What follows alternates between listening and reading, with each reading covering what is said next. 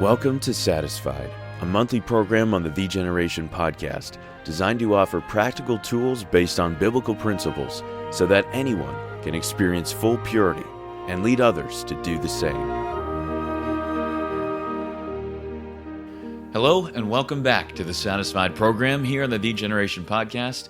My name is Ryan Swanson and I'm excited to get into another segment on moral integrity.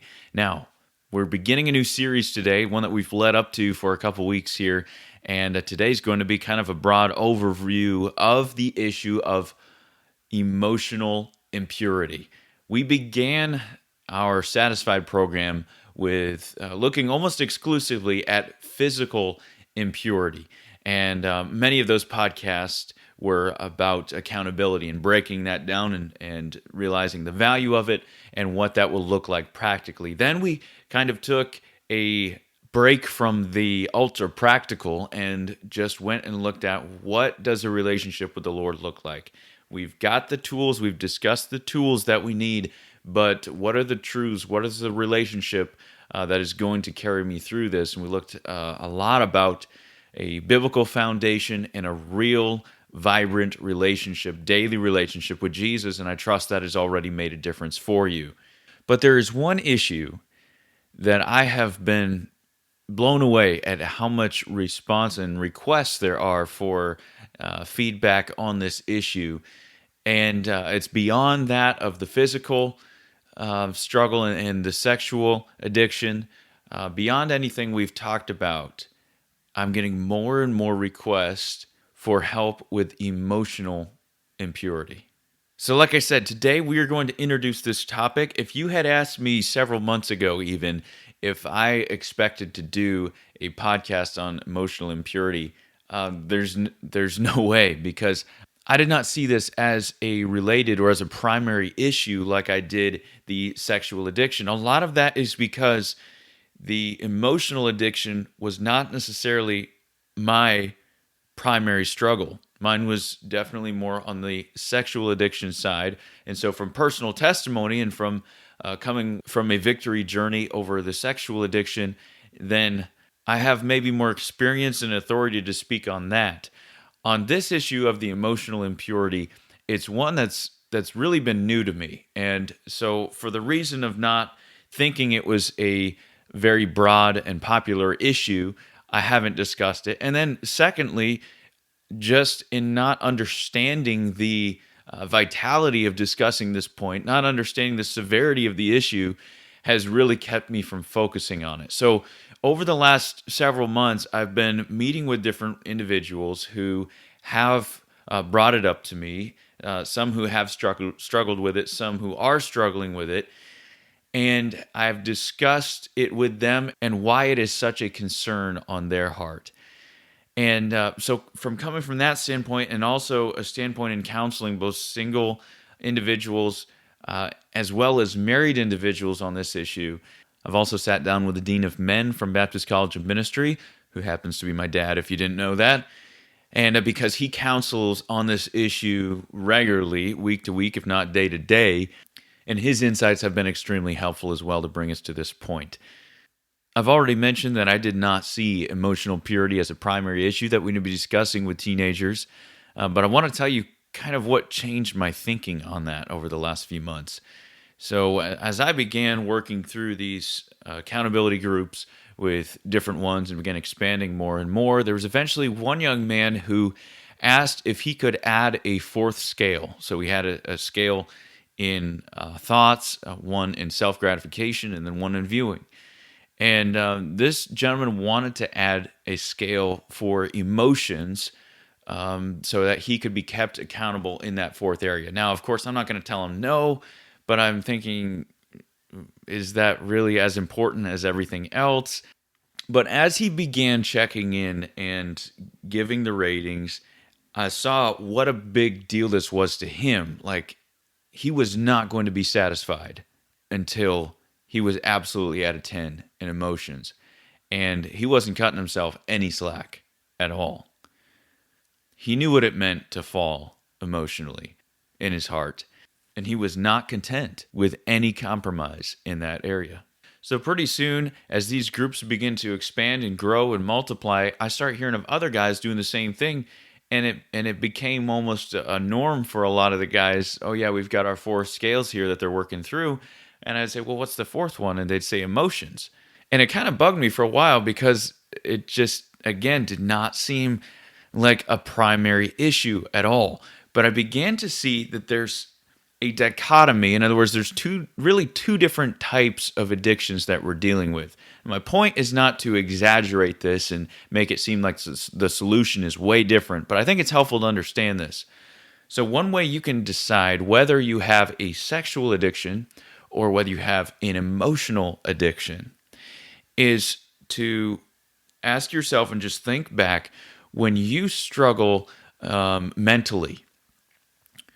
What are you thinking about? When you are indulging in self gratification, what are you indulging in mentally? What's going through your mind? Are you thinking about someone in particular? Someone you can name, someone you can meet, someone you've talked to? Or is this just a anonymous person? Maybe someone you saw, maybe someone you're making up in your mind, but there is no name to it, or there is no potential of you ever meeting this person.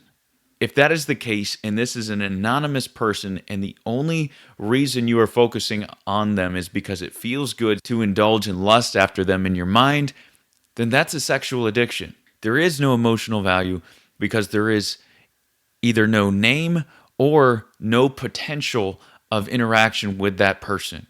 However, if it is a specific name or person that you are focusing on in your mind that is the center of your lust, then that is actually an emotional addiction. Now, I'm not saying there's no gray area or overlap between the two, and I think many struggle with both. However, at any given time, it's helpful for you to know where the devil is attacking you. If this is an emotional attack, or if this is if this is a sexual addiction, or if this is an emotional addiction. And many times I think a guy will struggle primarily with one of the two. Now, this is not to say that one addiction is better or worse than the other. It's just, again, helpful in the diagnosis of the issue. So, we've established there's really two different types of addictions here. And I came to understand this as these gentlemen are checking into the groups and saying, yes, I struggled mentally in self-gratification, and it was while focusing on this one person. Now, from the beginning, I assumed that it was a minority of those that had an emotional addiction. In other words, I thought it was a minority of those who would picture a specific person when they were lusting, when they were involved in self-gratification. I thought that was a minority, while I thought the rest of us, those were completely separate. The emotions side and who we planned to marry and who we were admiring and thinking on, that was separate. And then physical and the lusting sexually in our mind was its own category. Those were two separate things.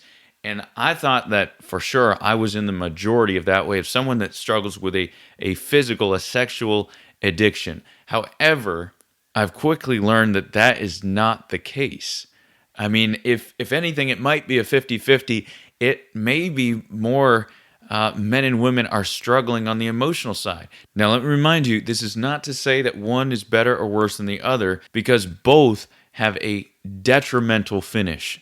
When it leads in the indulgence, both are extremely detrimental in the worst ways possible. One addiction is not any worse or better than the other. Now, this leads us to our next issue. It could be said that sexual or mental purity is every man's battle, and emotional purity is every woman's battle.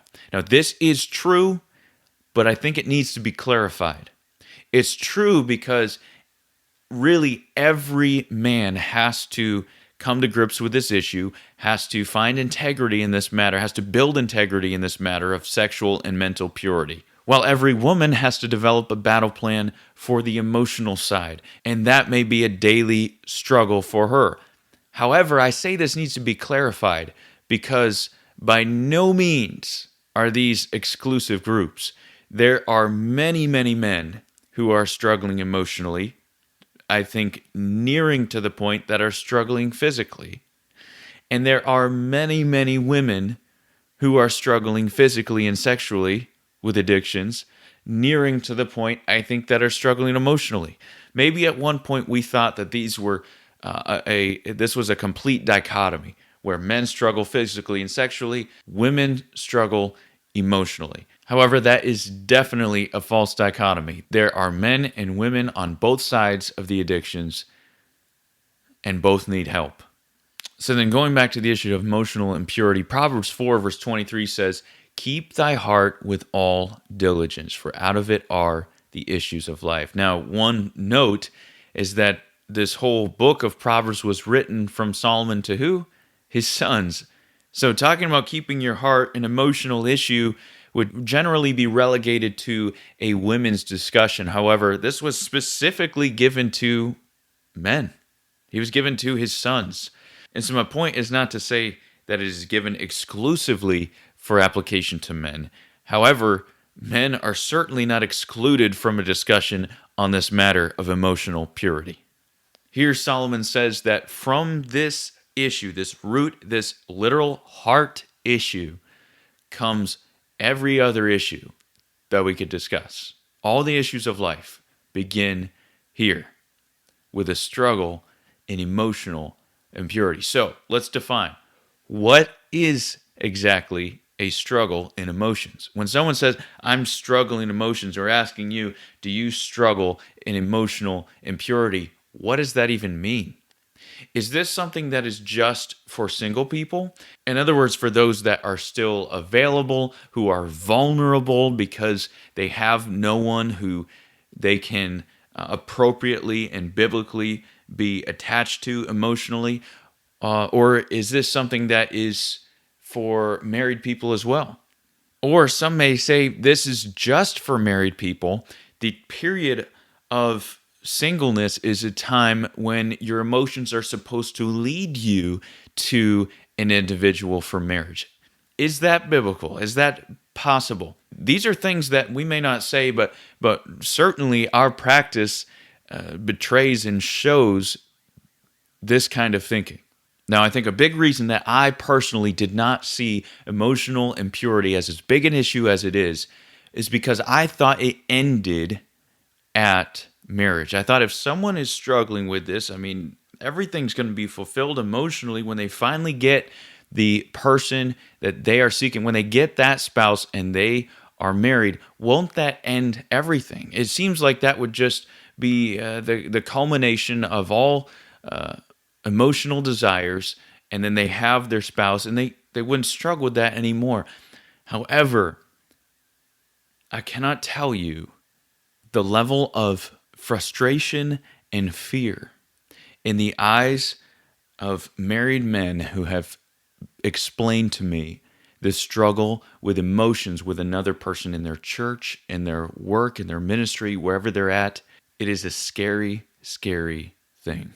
I mean, we're talking about top of the line guys. We're talking about guys in ministry, serving the Lord, who have been married a couple of years and then some other girl in the church gets their attention. And I'm not saying they're running off with her right now. I'm just saying these guys are sensitive and understanding. I'm starting to be attracted to, I'm starting to enjoy someone else's spouse instead of my own. Now, to that right there sets red flags off in every listener's mind. However, do we just relegate the indulgence in emotional impurity to at that point in marriage, to where everybody knows it's wrong, to where everybody can see the issue? Where did that begin? These men and women who are struggling now in marriage, where did that issue come from? It came because they never experienced emotional impurity when they were single. And now they are fighting a tooth and nail battle, which is extremely scary, not to mention what it does to their spouse. Now, if someone comes with a sexual addiction and talks to their spouse and lays it out there and says, "This is really what I'm struggling with. I need your help. I am lusting after mentally, be it pornography or whatever it is. These are not people I know. This is a sexual addiction." That is obviously detrimental to these wives that are going through this. And Lord willing, they will find grace and be able to help their husbands through and be a partner through. We're seeing that happen. It is a glorious thing when that works out. And the Lord gives healing on both sides of the equation. And as a partner and as a couple together, they can work through this.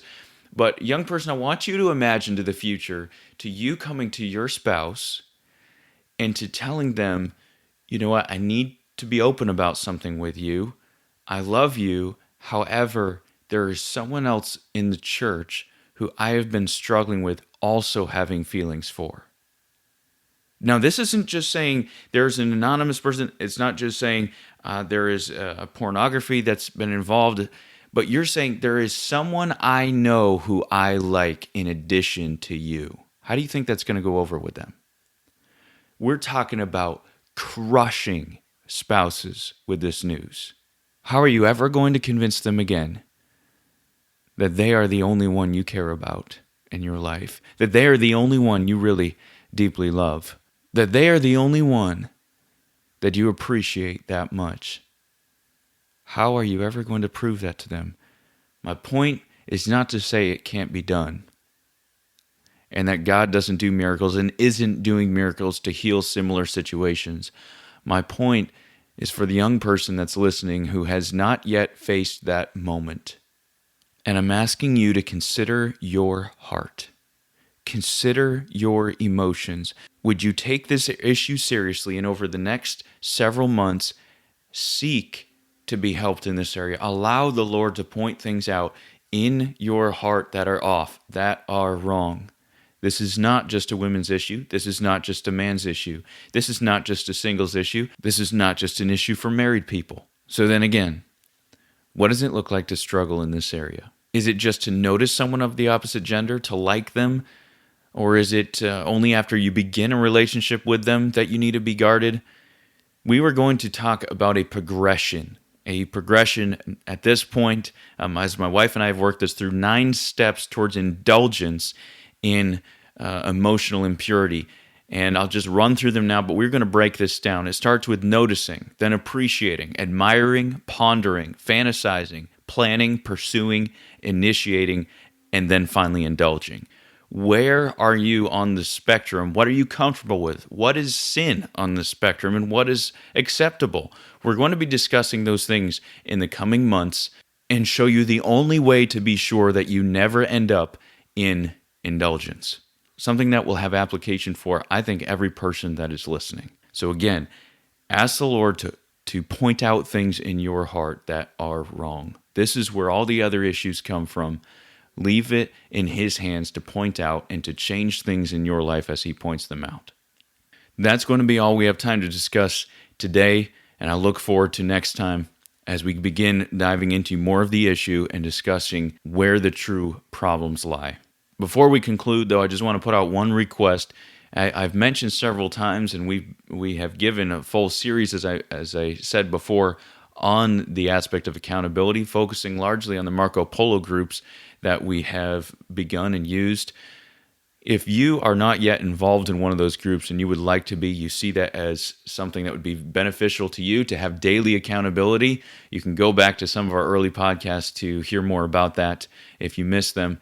But if that's something you'd like to be involved in, please reach out to me at satisfied@thegeneration.org. Shoot me an email then, let me know, and include your phone number in that. I will put that in my contacts. When you join Marco Polo, it will give me a notification say that you are on. I'll send you a message kind of letting you know how it's going to work, and then we can get you plugged in, Lord willing, with another group of men or ladies that will be helpful for you in the coming weeks, months, and maybe even years. So like I said, we have more and more of these coming up.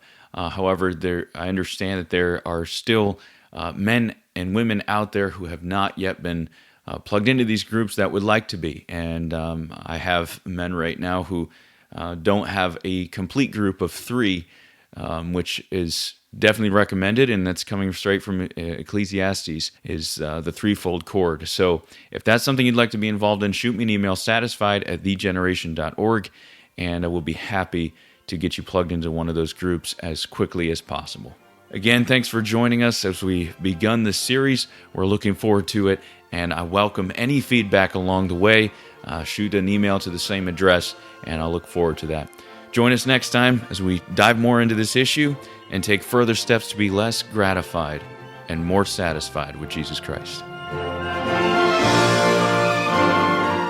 Thanks for joining us for this episode of the Generation Podcast. If you've been blessed or helped in any way by this episode or any other episodes, please consider sharing what God has done in your life. Your testimony could be exactly what someone else needs to take their own step out of the boat. To share your testimony, please visit thegeneration.org/testimony.